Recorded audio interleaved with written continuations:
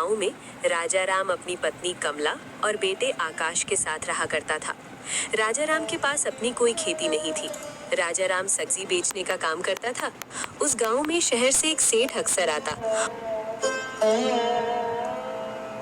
और गांव वालों का अनाज खरीदता था और गांव वाले उस सेठ को ही अपना अनाज बेचते थे। एक दिन सेठ को उस गांव में ही शाम हो जाती है। वो सोचता है, क्या करूं? आज तो बहुत देर हो गई है। आज तो समय का पता ही नहीं चला। अगर मैं अब निकलूंगा तो पता नहीं शहर कब पहुंचूंगा। मुझे लगता है आज रात मुझे इसी गांव में रुकना होगा। लेकिन मैं किसके घर पर रुकूं? वैसे तो ज्यादातर गांव वाले मेरे जान पहचान के ही हैं। हो जाएगा और मुझे अगली बार कम पैसे में अनाज खरीदना पड़ेगा। नहीं, इन किसानों से जान पहचान बढ़ाना अच्छी बात नहीं। इसमें मेरा ही घाटा होगा। तभी वहाँ से राजा राम जा रहा होता है और सेठ जी को रास्ते में देख राजा राम बोलता है, अरे सेठ जी, आप तो शहर वाले सेठ जी हो ना? आप अभी तक गए नहीं? अब तो बहुत शाम हो गई है। कुछ ही देर में रात हो जाएगी। आपको निकल जाना चाहिए था। वैसे आप यहाँ कर क्या रहे हैं? कुछ परेशानी है क्या? राजा राम को देख सेठ सोच में पड़ जाता है और मन ही मन सोचता है, मुझे लगता है मुझे इस राजा राम की मदद लेनी चाहिए। वैसे भी ये तो सब्जी बेचता है। इससे आज तक मैंने ना सब्जी खरीदी है और ना ही मुझे कोई जरूरत है। गांव में किसी के पास मदद मांगूंगा तो बदले में अनाज कम पैसे से लेना होगा।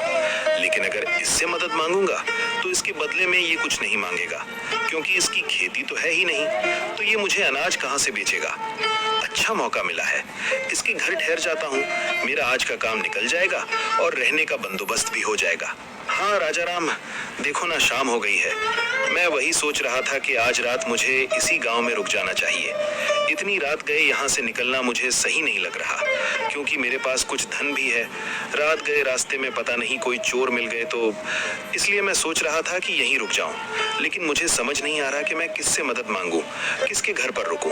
पता नहीं कोई इस बात के लिए राजी होगा भी या नहीं, और मुझे किसी को तकलीफ देना अच्छा भी नहीं लगता। इसलिए मैंने सोचा कि इस गांव में ही कहीं कोना देखकर रात गुजार लूंगा। अरे नहीं सेठ जी, आप कैसी बातें कर रहे हैं? आप तो हमारे लिए मेहमान जैसे हैं। आप एक काम करिए, मेरे ही घर चलिए। आप रात भर मेरे यहाँ रुक जाइए, कल सुबह होते ही चले जाना। नहीं राजा राम, तुमने कह दिया इतना ही काफी है। मैं किसी को तकलीफ नहीं देना चाहता। तुम्हारा भी तो परिवार है ना, तुम्हारी पत्नी को इस बात से तकलीफ होगी। रहने दो, मैं यही ठीक हूँ। अरे नहीं सेठ जी, हमें कोई तकलीफ नहीं है और ना ही मेरी पत्नी को तकलीफ होगी। आप उसकी फिक्र मत करिए। आप चलिए मेरे साथ। और वैसे भी हमारा घर 2 कमरे का है। आप एक कमरे में रह जाना, मैं और मेरा परिवार एक कमरे में सो जाएगा। कोई दिक्कत नहीं है, आप चलिए मेरे साथ। अच्छा ठीक है, अब तुम इतना कह रहे हो तो मैं चलने के लिए तैयार हूँ। वैसे राजा राम, तुम्हारा बहुत बहुत शुक्रिया। तुम्हारा तो मुझसे कोई लेन देन भी नहीं है, फिर भी तुमने मेरी इतनी मदद की। सचमुच तुम बड़े ही नेक दिल हो। सेठ भानु प्रताप को लेकर राजा राम अपने घर जाता है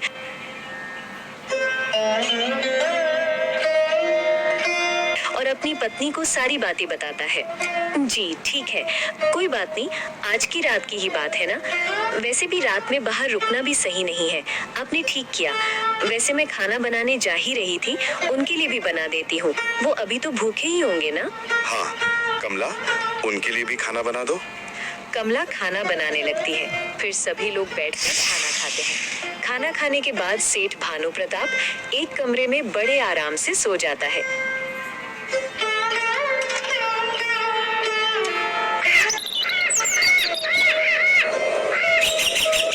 और फिर दूसरे दिन, अच्छा राजा राम, अब मैं चलता हूँ। तुम्हारा बहुत बहुत शुक्रिया राजा राम, तुमने मेरे लिए बहुत अच्छी व्यवस्था की। खाना भी बहुत स्वादिष्ट था। तुम्हारा धन्यवाद। कोई बात नहीं सेठ जी, अब आप जाइए और आराम से जाना। सेठ वहां से चला जाता है।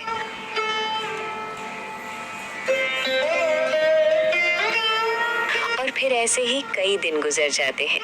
सेठ फिर से गांव में अनाज खरीदने के लिए आता है।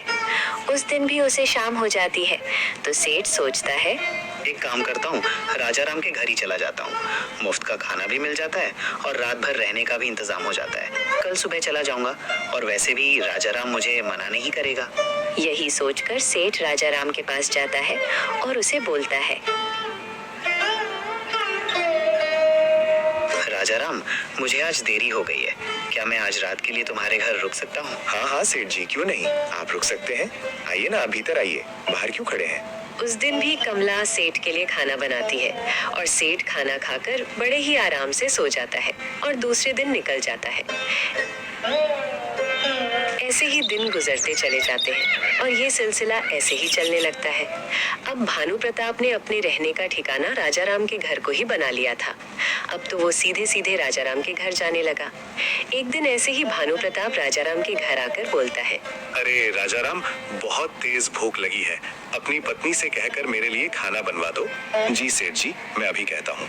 राजाराम अपनी पत्नी से कहता है तो कमला बोलती है, ये क्या है जी, अब ये तो हर बार हमारे ही घर आने लगे हैं। हमारा घर क्या कोई धर्मशाला है? एक बार हो गया, दो बार हो गया, पहले ही हम जैसे तैसे अपना गुजारा करते हैं, ऊपर से ये सेठ हाय दिन आ जाता है। ये नहीं कि हमारी थोड़ी मदद कर दे, थोड़ा बहुत अनाज हमें दे दे, लेकिन नहीं, मुझे लगता है सेठ ने जानबूझकर हमारा घर चुना है ताकि उनको घाटा ना हो और मुफ्त में इनका काम बन जाए। गांव में और भी तो घर हैं और बहुत सारे लोग तो इससे व्यापार करते हैं, अपना अनाज बेचते हैं। ये उन लोगों के घर जाकर क्यों नहीं रुकते? बार बार ये हमारे घर क्यों आ जाते हैं, जबकि हमारा तो उनसे कोई लेन देन भी नहीं है। कमला, जरा धीरे बोलो, वो सुन लेंगे तो अच्छा नहीं लगेगा। जाने दो ना उन्हें, जरूरत है। बेचारे व्यापार करने हमारे गांव में आते हैं। उनका तो शहर में बहुत बड़ा घर है, लेकिन फिर भी वो हमारे घर पर ठहरते हैं। उनकी मजबूरी है कमला, नहीं तो हमारे घर पर क्यों ठहरते। तुम उनके बारे में ऐसा मत सोचो। जब मैंने उन्हें पहली बार घर आने के लिए कहा था तो वो मना कर रहे थे। वो खुद नहीं आना चाहते थे। वो तो मैं ही था जो जबरदस्ती उन्हें हमारे घर ले आया। वो तो बाहर ही रुक रहे थे। अब तुम ही बोलो कमला, अच्छा लगता है क्या?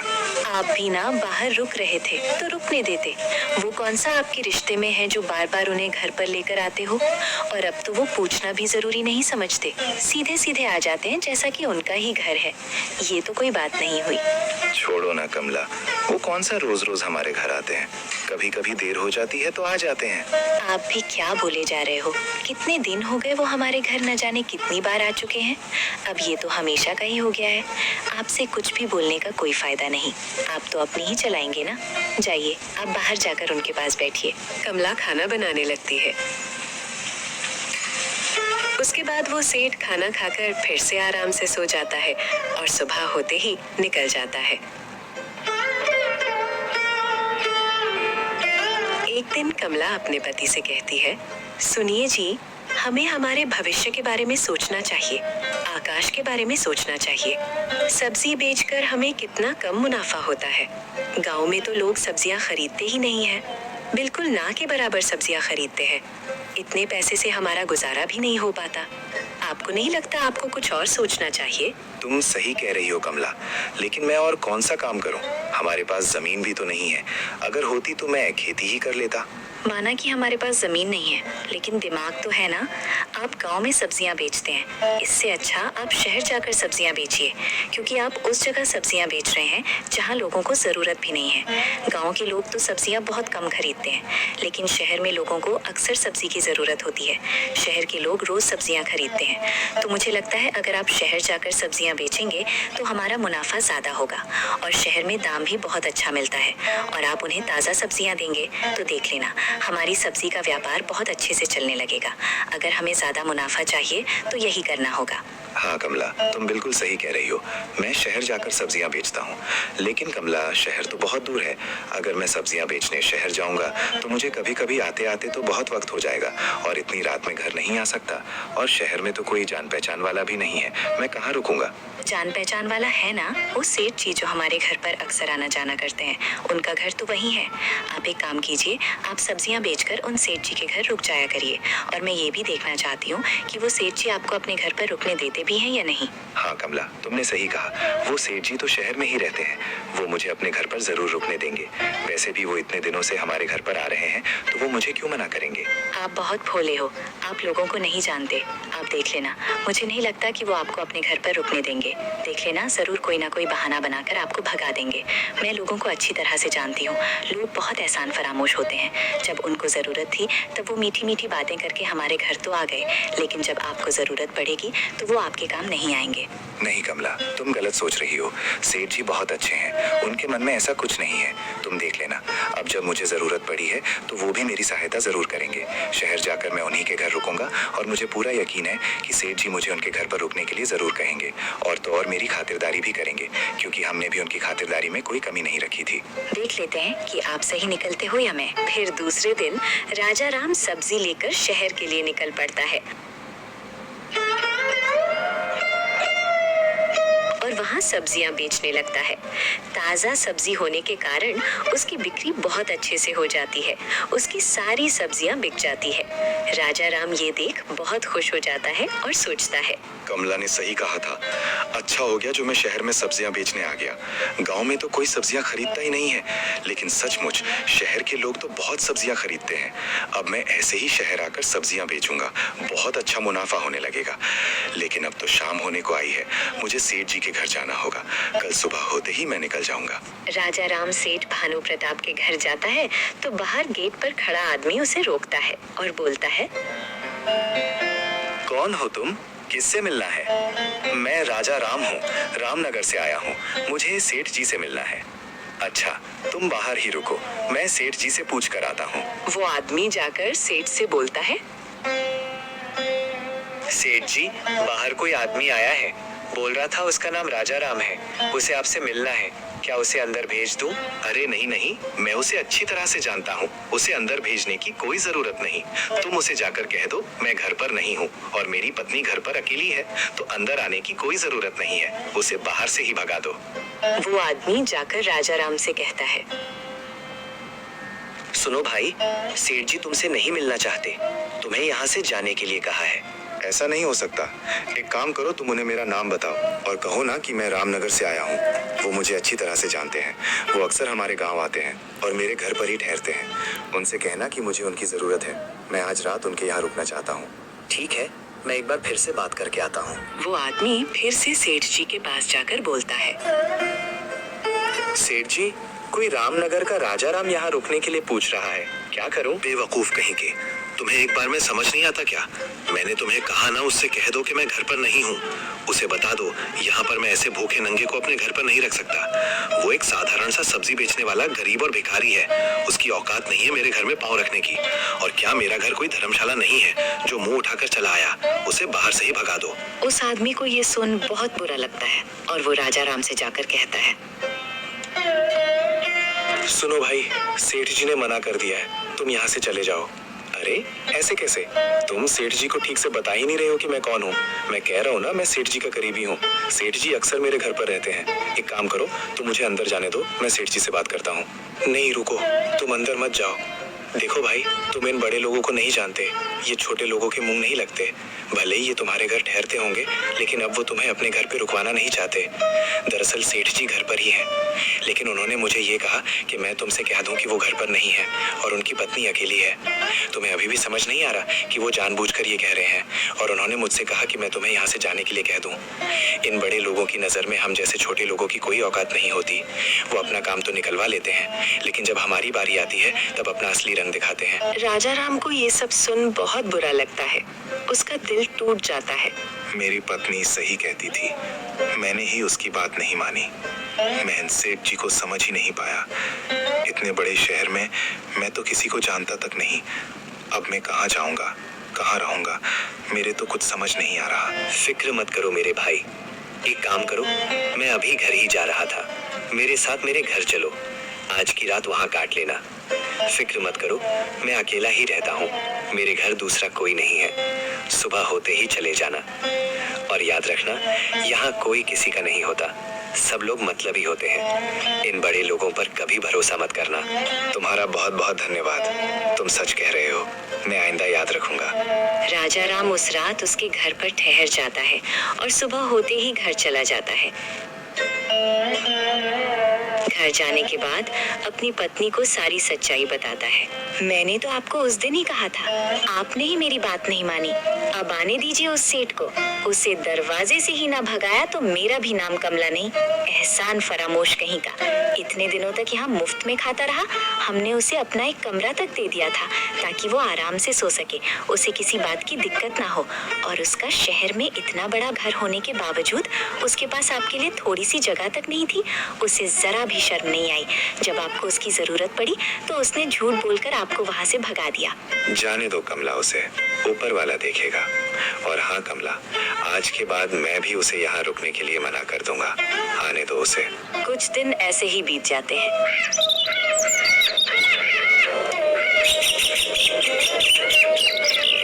फिर एक दिन भानु प्रताप उस गांव में आता है और उस दिन भी उसे शाम हो जाती है। तो फिर वो राजा राम के घर जाता है और बाहर से आवाज देता है। राजा राम अपने बेटे से कहता है, बेटा आकाश, बाहर जो सेठ जी है ना, उनसे जाकर कह दो कि मेरे पिताजी घर पर नहीं है और मेरी माँ अकेली है। राजा राम का बेटा बाहर जाकर भानु प्रताप को यही बोलता है। अच्छा, तो राजा राम घर पर नहीं है। कोई बात नहीं, एक काम करो, तुम तुम्हारी माँ से जाकर कह दो कि हमारे लिए खाना बना दे और हाँ, हमारे सोने का इंतजाम भी कर दे। आकाश जाकर अपने पिता से कहता है, नीच कहीं का, इसे शर्म है भी या नहीं? उसे जाकर कह दो कि मेरी माँ ने मना किया है, निकलो यहाँ से। आकाश भानु प्रताप को जाकर यही कहता है। भानु प्रताप को ये सुन बहुत गुस्सा आता है। वो गुस्से से पांव पटकते हुए वहां से चला जाता है। ऐसे ही कुछ दिन बीत जाते हैं। एक दिन राजा राम, उसकी पत्नी और उसका बेटा नाव में सवार होकर दूसरे गांव जा रहे होते हैं। तभी उनकी नाव पानी में डूब जाती है। राजा राम और कमला पानी के प्रवाह की चपेट में आ जाते हैं। वो तैरना नहीं जानते, इसलिए पानी में डूबने की वजह से उनकी मृत्यु हो जाती है और गांव के लोग राजा राम के बेटे को बचा लेते हैं, लेकिन राजा राम और कमला को बचा नहीं पाते। गांव वाले मिलकर राजा राम और कमला का अंतिम संस्कार करते हैं। आकाश बिल्कुल अकेला पड़ चुका था। गांव के लोग आकर आकाश को खाना देते थे। वो अपने घर में अकेला बैठा रहता। एक दिन उस गांव में फिर से भानु प्रताप आता है। उसे कमला और राजा राम के बारे में पता चलता है तो भानु प्रताप सोचता है, अरे वाह, ये तो बहुत अच्छा हुआ दोनों मर गए। उसी दिन मुझे घर में रहने के लिए मना किया था ना, उसे तो यही सजा मिलनी थी और ऊपर वाले ने मेरा रास्ता साफ कर दिया। राजा राम के घर पर मेरी कब से नजर थी। अगर वो घर मेरा हो जाए तो मैं यहाँ रहकर अच्छे से व्यापार कर सकता हूँ। मुझे जब जरूरत पड़ी मैं राजा राम के घर पर रुक सकता हूँ। मुझे उसके घर पर कब्जा करना होगा। उसके लिए मुझे उसके बेटे से मेल जोल बढ़ाना होगा। एक बार उसका बेटा मेरी बातों में आ गया तो मैं उसके घर पर कब्जा कर सकता हूँ। यही सोचकर भानु प्रताप राजा राम के घर जाता है और आकाश से बड़े ही प्यार से बात करता है और आसपास के लोगों से कहता है, मुझे इस बच्चे को देखकर बहुत रोना आ रहा है। भगवान भी कितना कठोर दिल है। इस छोटे से बच्चे पर जरा भी दया नहीं आई। इतनी छोटी उम्र में बेचारा अनाथ हो गया। राजा राम मेरा बहुत अच्छा दोस्त था। हमारी दोस्ती के नाते मैं इस बच्चे को मेरे साथ ले जाना चाहता हूँ। इसे खूब पढ़ा लिखा कर बड़ा आदमी बनाना चाहता हूँ। बेटा, क्या तुम मेरे साथ चलोगे? मेरा बहुत बड़ा घर है और बेटा, मेरी कोई संतान नहीं है। मैं तुम्हें अपने बेटे के रूप में स्वीकार करता हूँ। तुम मेरे साथ चलो, मैं तुम्हें राजा की तरह रखूंगा बेटा। गांव वाले और आकाश उसकी मीठी मीठी बातों में आ जाते हैं और आकाश खुशी खुशी उसके साथ उसके घर चला जाता है। शहर आने के बाद भानु प्रताप की पत्नी रुक्मिणी भानु प्रताप से कहती है, ये किस भिखारी को उठा कर ले आए हो? इसकी हालत देखिए। कौन है ये लड़का? अरे रुक्मिणी, ये लड़का राजा राम का लड़का है। राजा राम और उसकी पत्नी अब इस दुनिया में नहीं रहे और उस गांव में राजा राम का एक घर है जिस घर पर मेरी कब से नजर है। मैं उस गांव में जब भी व्यापार करने जाता हूँ, मेरे ठहरने के लिए वो घर मुझे चाहिए। और तो और मैं उस जमीन पर भी व्यापार कर सकता हूँ। वहाँ पर मैं अपने गोदाम बनवा सकता हूँ और उसके लिए मुझे इस आकाश को वहाँ से निकालना था, इसलिए मैं उसे अपने पास लेकर आया। और तुम चिंता क्यों करती हो? मैं तुम्हारे लिए मुफ्त का नौकर लेकर आया हूँ। ये जीवन भर हमारी गुलामी करेगा और वो भी मुफ्त में। तुम्हें जो काम इससे करवाना है तुम करवा सकती हो और इसे हमें कभी तनख्वाह देनी भी नहीं पड़ेगी। ये हमारे लिए मुफ्त का नौकर है, ऐसा ही समझो। क्या बात कर रहे हो? मुझे ये लड़का मेरे घर में नहीं चाहिए। हमारी एक लड़की है, वो इसके साथ रहेगी तो वो भी इसके जैसे बन जाएगी। मैं अपनी बेटी के ऊपर इसकी परछाई भी नहीं पड़ने दूंगी। ये देहाती और गंवार है। हमारी बच्ची भी इसके साथ रहकर ऐसी ही हो जाएगी। इसकी और हमारे बच्चे की कोई बराबरी नहीं है। मैं इसे घर में नहीं रहने दूंगी। रुक्मिणी, लेकिन मैं क्या करूं? ये बच्चा वहीं रह रहा था। मैं गांव वालों से झूठ बोलकर इसे यहाँ लेकर आया हूँ। अगर मैं इसे यहाँ नहीं रखा तो वो घर मेरा कभी नहीं हो पाएगा और मुझे किसी भी हालत में वो घर और वो जमीन चाहिए। तुम सोच नहीं सकती रुक्मिणी, इससे हमारा बहुत फायदा हो सकता है, हमारा व्यापार और बढ़ सकता है। अगर आपको वो घर ही चाहिए तो इस बच्चे को यहाँ रखने की क्या जरूरत है? इसे कहीं बाहर छोड़ आओ। रुक्मिणी, ये बात मेरे दिमाग में आई थी, लेकिन ये बच्चा गांव का बच्चा है, देहाती है, बेवकूफ नहीं है, ये बहुत होशियार है। अगर मैं इसे कहीं छोड़कर आ गया तो ये कैसे न कैसे अपने घर तक पहुंच ही जाएगा और गांव वालों को मेरी सच्चाई भी बता देगा। मैं इसे कहीं भी छोड़ नहीं सकता। अगर ऐसी बात है तो आप एक काम कीजिए, इस बच्चे के हाथ पैर बांधकर इसे जंगल में फेंक आइए।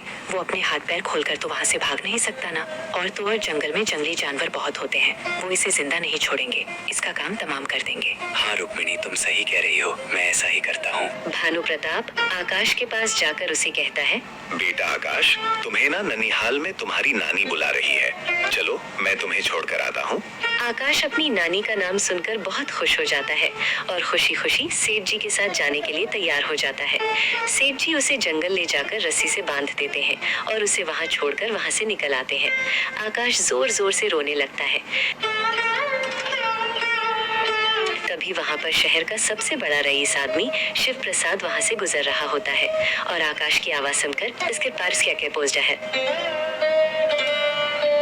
अरे बेटा, तुम यहाँ कैसे? और तुम्हें किसने बांधा? रुको, मैं तुम्हें अभी बोलता हूँ। शिव प्रसाद आकाश को खोल देता है और उससे पूछता है, अब बताओ बेटा, तुम्हारी ये हालत किसने की? तुम यहाँ कैसे आए? तुम्हारे माँ बाप कहाँ हैं? मेरे माँ बाप नहीं हैं, वो मर चुके हैं। मुझे एक सेठ जी झूठ बोलकर मेरे घर से यहाँ लेकर आए थे और उन्होंने मुझे यहाँ आकर बहुत मारा और पेड़ से बांध दिया। मैं नहीं जानता वो कहाँ रहते हैं, उनका नाम क्या है। मैंने कभी उनसे उनका नाम नहीं पूछा। वो गांव में हमारे घर में आते रहते थे, बस मुझे इतना ही पता है, मुझे उनके बारे में कुछ नहीं पता। अच्छा कोई बात नहीं, तुम एक काम करो, तुम मेरे साथ मेरे घर चलो। मेरी कोई संतान नहीं है।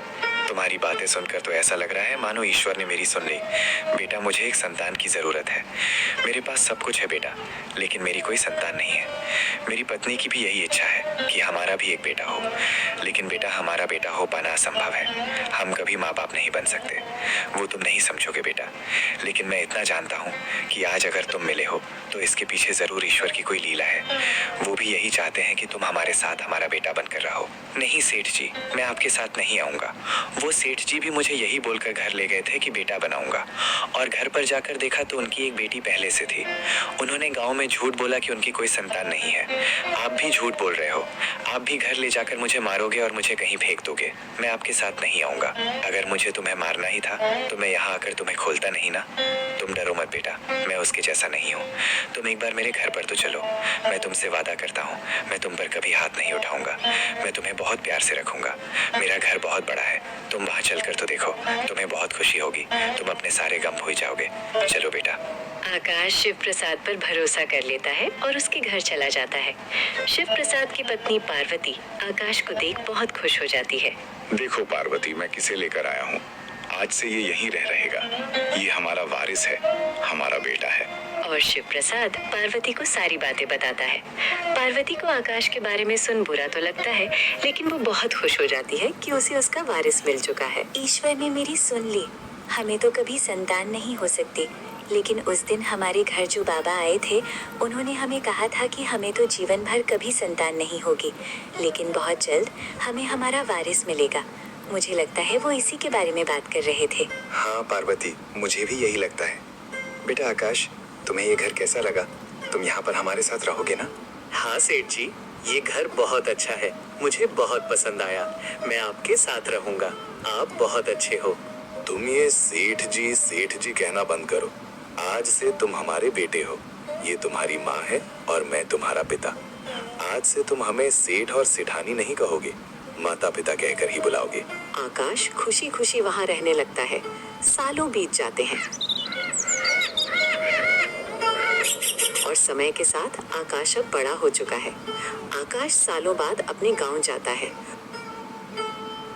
और देखता है कि उसके घर की जगह एक बहुत बड़ा गोदाम है जिसमें अनाज भरा पड़ा है।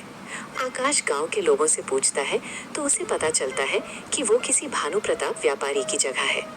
आकाश को पूरी बात याद आ जाती है और वो समझ जाता है कि भानु प्रताप ही वो आदमी था जिसने उसे पेड़ से बांधा था।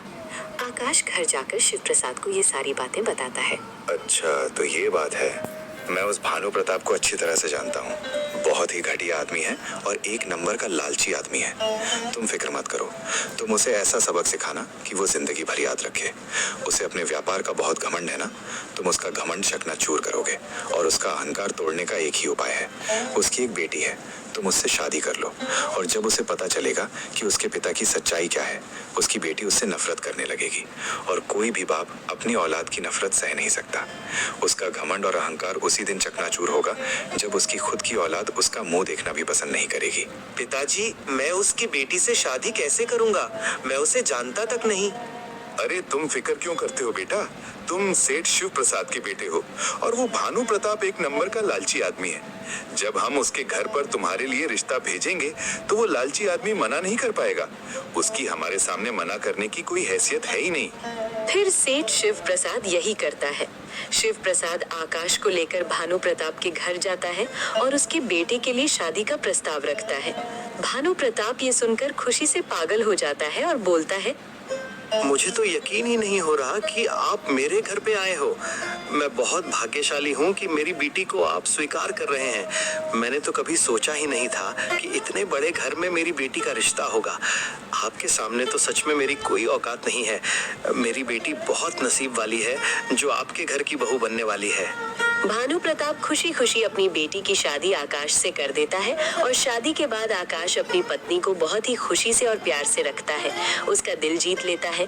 उसकी पत्नी भी बहुत खुशी से रह रही होती है और उसे बहुत प्यार करती है। एक दिन आकाश अपनी पत्नी को भानु प्रताप के बारे में सारी सच्चाई बता देता है। ये सुन आकाश की पत्नी को अपने पिता पर बहुत गुस्सा आता है। मैं सोच भी नहीं सकती थी कि मेरे पिताजी इतना घटिया काम कर सकते हैं। उन्होंने आपके साथ ये सब कुछ किया, आपकी जान लेने की कोशिश की और वो भी आपके घर के लिए, क्योंकि वो आपका घर हथियाना चाहते थे। वो ऐसा कैसे कर सकते हैं? मैं उन्हें कभी माफ नहीं करूंगी। मैं उस घर में कभी कदम नहीं रखूंगी। मेरी नजर में वो खूनी है। वो तो भगवान का शुक्र है कि आप उस दिन बच गए, नहीं तो आज आप मुझे नहीं मिल पाते। मैं आपकी कसम खाकर कहती हूँ, मैं आज के बाद अपने पिताजी का कभी मुंह नहीं देखूंगी। मुझे अब उनसे नफरत हो गई है। वो मेरी नजर में पूरी तरह से गिर चुके हैं। कुछ दिन ऐसे ही गुजर जाते हैं। एक दिन भानु प्रताप अपनी बेटी से मिलने के लिए उसके घर आता है तो आकाश उससे कहता है, कौन सी बेटी? किसकी बेटी? यहाँ तुम्हारी बेटी नहीं, मेरी पत्नी रहती है और मेरी पत्नी तुमसे कोई रिश्ता नहीं रखना चाहती। वो तुम्हारा मुंह तक देखना नहीं चाहती। ये आप क्या कह रहे हैं दामाद जी? बिल्कुल सच कह रहा हूँ। और जब तुम्हारी बेटी ही तुमसे रिश्ता नहीं रखना चाहती तो मेरा भी तुमसे कोई रिश्ता नहीं। मैं तुम्हारा कोई दामाद नहीं। भूल जाओ अपनी बेटी को और निकल जाओ यहाँ से। आइंदा यहाँ पैर रखने की हिम्मत मत करना। ये आप क्या बोलते जा रहे हैं? आखिर मैंने ऐसा क्या किया है जो मेरी बेटी मेरा मुंह तक देखना नहीं चाहती? याद करो 20 साल पहले तुमने क्या किया था। याद करो तुमने राजा राम के साथ क्या किया था। याद करो तुमने उसके बेटे के साथ क्या किया था। ये सब बातें आपको कैसे पता? क्योंकि भानु प्रताप, मैं ही राजा राम का बेटा हूँ। तुम इतने लालची और घटिया निकलोगे मैंने नहीं सोचा था। मैं तो तुम्हारी बातों में आकर तुम्हारे घर आया था। तुमने मेरे साथ क्या किया? तुमने मेरी जान लेने की कोशिश की और मुझे जंगल में मरने के लिए छोड़ा है। तुम्हें क्या लगा था भानु प्रताप कि तुम्हारे कर्मों की सजा तुम्हें नहीं मिलेगी? शायद तुम भूल चुके थे कि जो जैसा करता है उसे वैसा ही भरना पड़ता है। तुमने ये सब मेरी जमीन और मेरे घर के लिए किया था ना। आइंदा मेरी जमीन और घर पर पैर रखा तो तुम्हारी दोनों टांगे तोड़ दूंगा। और अभी के अभी निकल जाओ मेरी नजरों के सामने से। तुम्हारी बेटी तुमसे कोई रिश्ता नहीं रखना चाहती। भानु प्रताप ये सारी बातें सुनकर पूरी तरह से हिल जाता है और वहाँ से घर चला जाता है और घर जाकर पूरी तरह से टूट जाता है। रुक्मणी, ये मेरे कर्मों की सजा है जो आज मेरी बेटी मेरा मुंह तक देखना नहीं चाहती। मैंने बहुत बुरे कर्म किए हैं रुक्मणी। आज मैंने अपनी बच्ची को खो दिया। आज मेरी बच्ची मुझे पिता कहने में शर्मा रही है। इससे बुरी बात मेरे लिए और क्या हो सकती है? आज मेरा घमंड पूरी तरह से टूट चुका है। मैं पूरी तरह से बर्बाद हो चुका हूँ रुक्मणी। आज मेरी संतान मेरे खिलाफ हो चुकी है। इससे बड़ी सजा मेरे लिए क्या हो सकती है? तो दोस्तों, देखा कैसे लालच में भानु प्रताप ने अपना खुद का घर बर्बाद कर लिया। अब वो खुद की नजरों में भी गिर गया और अपनी बेटी के भी। हमें इस कहानी से यही सीखना है कि हमें लालच नहीं करना चाहिए और न ही किसी को सताना चाहिए। और दोस्तों, हमें वीडियो बनाने में बहुत मेहनत लगती है। कृपया करके हमारे चैनल को सब्सक्राइब और लाइक और कमेंट जरूर करें। आपने इस वीडियो से क्या सीखा? धन्यवाद।